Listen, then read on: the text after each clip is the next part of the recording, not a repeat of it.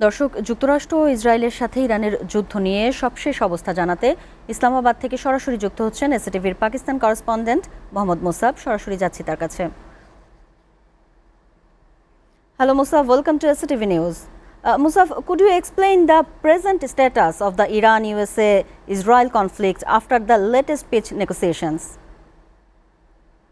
Pakistan still remains to be in the global eye when it comes to the US-Israel-Iran war, which we've seen over the past 2 months almost that this was not a war between three countries. This is developed initially into a regional war and then had all the ingredients of becoming probably one of the biggest wars in the at the global stage in the last decade or probably the last century. Having said that, at this point in time, the Pakistani Prime Minister is in Saudi Arabia, where he's meeting important higher ups in the Saudi government, and they're trying to, because if you remember, Pakistan formed this four-party alliance where they beefed up the diplomacy behind closed doors. In those days, if you remember, Pakistan hosted the Pakistani Foreign Minister and Deputy Prime Minister, Mr. Ishaq Dar, hosted foreign ministers from three different countries, including Saudi Arabia, Turkey, and Egypt. Now, the Pakistani Prime Minister has landed in Saudi Arabia.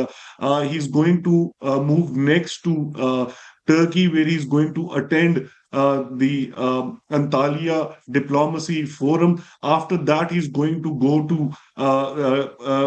he's going to visit Qatar, and then he's coming back to Pakistan. So this 2 day pack trip of where he's going to be visiting three important power players of the Middle East means that behind closed doors, Pakistan is still playing the most pivotal role in avoiding a world war. At the same time, Chief of Defense Forces Sayyid Asim Munir has landed in Iran. Again, this is probably the biggest high profile visit in Iran from any world leader after the conflict had a 2 week ceasefire brokered by Pakistan. So keep in mind the 2 week ceasefire expires on Tuesday, the 21st of April. It's just 6 more days before that happens.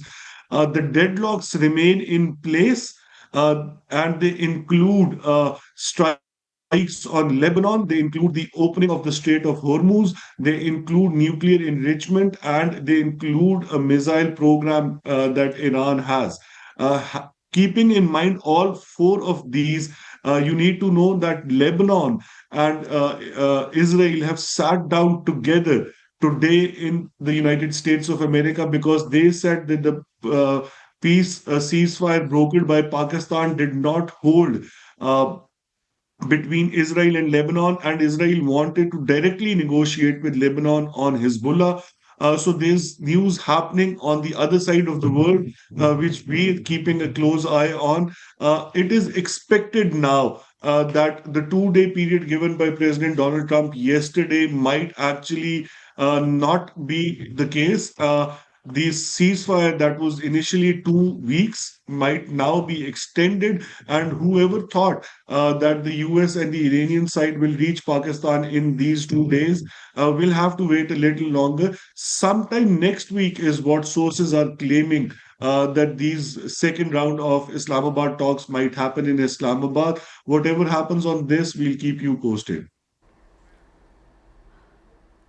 Thank you, Musaf, for joining us.